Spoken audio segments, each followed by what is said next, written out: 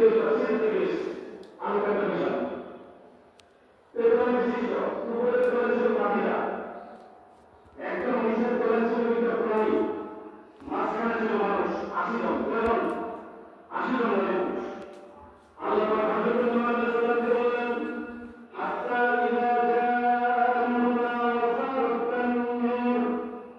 নূহ আলাইহিস সালামকে আল্লাহ বললেন হে নূহ যখন তুমি দেখবে জ্বলন্ত সোনার ভিতর থেকে জ্বলন্ত সোনার ভিতর থেকে আগুন বের হচ্ছে অর্থাৎ সিরিয়ার মধ্যে আদম আলাইহিস সালাম সোনার মধ্যে রান্না করেছিলেন তাফসীরের মধ্যে এসেছে সিরিয়ার সেই সোনার ভিতর থেকে যখন আগুনের ভিতর থেকে পানি বের হওয়া শুরু হয়েছে তখন নূহ আলাইহিস সালাম বুঝতে পারলেন বন্যা শুরু হয়ে গেছে বন্যা কি শুরু হয়ে গেছে